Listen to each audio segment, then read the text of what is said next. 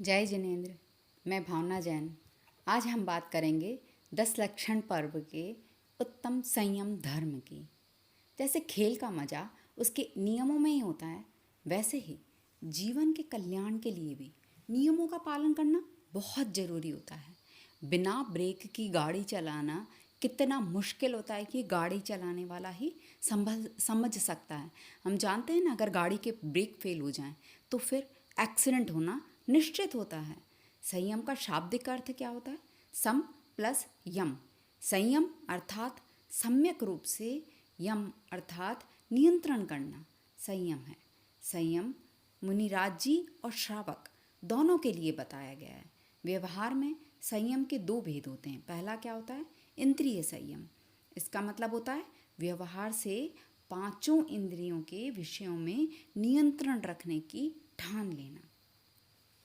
एक फल होता है केम्पा, जो जीभ पर रखने पर बहुत मीठा लगता है, पर बाद में घोर दुख, महादाह और संताप देकर मृत्यु देता है। उसी प्रकार पंचेंद्रियों के जो विषय होते हैं वो जीव को आकर्षित करते हैं, मनमोहक लगते हैं, लुभावने लगते हैं, परंतु ये भ्रम या सुख का आभास मात्र है जो नरकों के बहुत घोर दुखों का बंध कराता है। और दूसरा धर्म क्या होता है? प्राणी संयम। हम अपने छोटे छोटे स्वार्थों के लिए न जाने कितने जीवों की हिंसा प्रतिदिन करते रहते हैं, जैसे कि भक्ष्य का भक्षण करना, रात्रि भोजन करना, और आजकल सौंदर्य प्रसाधन चल गए तरह तरह के, उसमें तो अनंत जीवों की हिंसा होती है। और यदि हम चाहें तो अपनी इच्छाओं को नियंत्रण करके आंशिक रूप से ही सही, कम से कम जीव दया का पालन कर सकते हैं, संयम की रक्षा कर सकते हैं, जो हम सच्चे श्रावकों का धर्म भी है। हमें जितना हो सके उतना करना चाहिए। चारों गतियों में से नरक, तिर्यंच और देव गति में तो संयम होता ही नहीं है। एकमात्र मनुष्य गति ही ऐसी है जहाँ पर जीव संयम का पालन कर सकते हैं। उनमें भी नीच कुलादि, अधम देशों में, या इंद्रियों से जो पीड़ित होते हैं, अज्ञानी होते हैं, रोगी, दरिद्री, या अन्याय पर चलने वाले लोग होते हैं, या विषयानुरागी होते हैं, या तीव्र कषाय वाले होते हैं, मिथ्या दृष्टि लोग होते हैं, ये सब तो संयम कभी भी नहीं कर सकते। संयम से ही भव भव के दुखों से छुटकारा मिल सकता है। ज्ञान, अब हम जब समझ बूझ के साथ में हम लोग जो कॉन्शियस और सचेत लोग हैं, हमें तो संयम जरूर करना चाहिए, क्योंकि ज्ञान से हम आदरणीय तो बन सकते हैं, परंतु हम संयम के द्वारा पूज्य बन जाते हैं। एक राजा था, उसका एक पुरोहित था।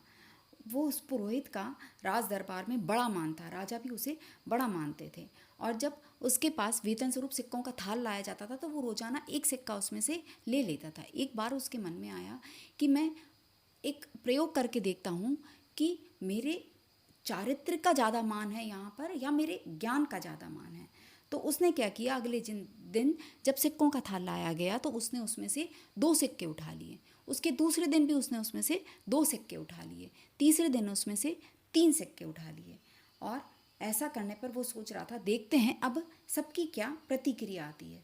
जब वो चौथे दिन दरबार में गया तो देखा उसने कि सभी के भाव बदले हुए हैं, दरबारी उसे सम्मान से नहीं देख रहे, और राजा भी थोड़े से अलग ही भाव में दिखाई दे रहे हैं। उन्होंने उन्हें अपने पास बुलाया और उनसे कहा कि एक बात बताओ कि अगर कोई राजा का बहुत विश्वास पात्र व्यक्ति है, वो चोरी करे तो उसको क्या दंड मिलना चाहिए? तो उन्होंने कहा कि वही मिलना चाहिए जो एक चोर को मिलना चाहिए। तो उन्होंने कहा, फिर एक बात बताइए कि आप 3 दिन से लगातार सिक्कों की चोरी कर रहे हैं तो आपको क्या दंड मिलना चाहिए? तो उन्होंने कहा, निश्चित रूप से मुझे भी कारावास की ही सज़ा मिलना चाहिए, लेकिन उसके पहले मुझे अपने आप को एक्सप्लेन करने का एक मौका तो दीजिए, कम से कम मैं बताऊं तो मैं क्या कर रहा हूँ, क्यों कर रहा हूँ। तो राजा ने कहा, बताइए। तो बोले, मैं एक प्रयोग कर रहा था, मुझे अचानक से महसूस होने लगा कि मैं पता करूँ कि मेरे मान का, मेरे ज्ञान का वहाँ पर क्या ज़्यादा महत्व है या कि मेरी चरित्र का ज़्यादा महत्व है दरबार में।